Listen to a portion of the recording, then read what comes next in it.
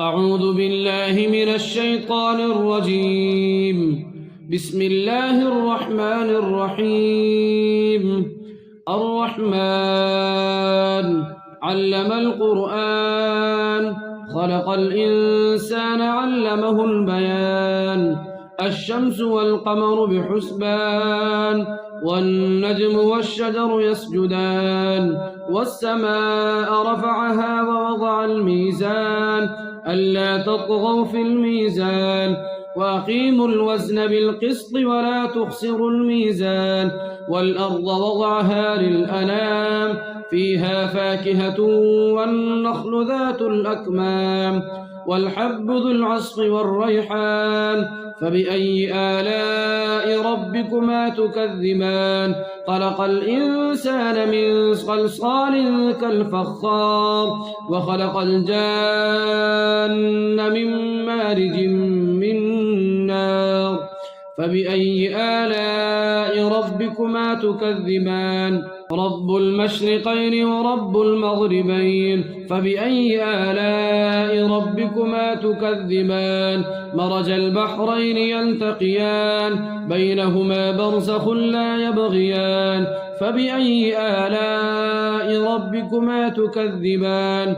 يخرج منهما اللؤلؤ والمرجان فبأي آلاء ربكما تكذبان وله الجوار المنشآت في البحر كالأعلام فبأي آلاء ربكما تكذبان كل من عليها فان ويبقى وجه ربك ذو الجلال والإكرام فبأي آلاء ربكما تكذبان يسأله من في السماوات والأرض كل يوم هو في شأن فبأي آلاء ربكما تكذبان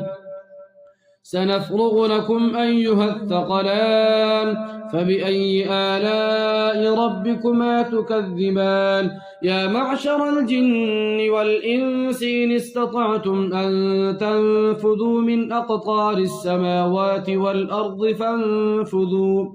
لا تنفذون إلا بسلطان فبأي آلاء ربكما تكذبان يرسل عليكما شواظ من نار ونحاس فلا تنتصران فبأي آلاء ربكما تكذبان فإذا انشقت السماء فكانت وردة كالدهان فبأي آلاء ربكما تكذبان فيومئذ لا يسأل عن ذنبه إنس ولا جان فبأي آلاء ربكما تكذبان يعرف المجرمون بسيماهم فيؤخذ بالنواصي والأقدام فبأي آلاء ربكما تكذبان هذه جهنم التي يكذب بها المجرمون يطوفون بينها وبين حميم آن فبأي آلاء ربكما تكذبان ولمن خاف مقام ربه جنتان فبأي آلاء ربكما تكذبان ذواتا أفنان فبأي آلاء ربكما تكذبان فيهما عينان تجريان فبأي آلاء ربكما تكذبان فيهما من كل فاكهة زوجان فبأي آلاء ربكما تكذبان متكئين على فرش بطائنها من استبرق وجنى الجنتين دان فبأي آلاء ربكما تكذبان فيهن قاصرات الطرف لم يطمثهن إنس قبلهم ولا جان فبأي آلاء ربكما تكذبان كأنهن الياقوت والمرجان فبأي آلاء ربكما تكذبان هل جزاء الإحسان إلا الإحسان فبأي آلاء ربكما تكذبان ومن دونهما جنتان فبأي آلاء ربكما تكذبان مدهامتان فبأي آلاء ربكما تكذبان فيهما عينان نضاختان فبأي آلاء ربكما تكذبان فيهما فاكهة ونخل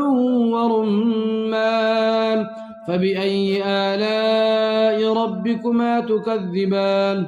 فيهن خيرات حسان فبأي آلاء ربكما تكذبان حور مقصورات في الخيام فبأي آلاء ربكما تكذبان لم يطمثهن إنس قبلهم ولا جان فبأي آلاء ربكما تكذبان متكئين على رفرف خضر وعبقري حسان فبأي آلاء ربكما تكذبان تبارك اسم ربك ذي الجلال والإكرام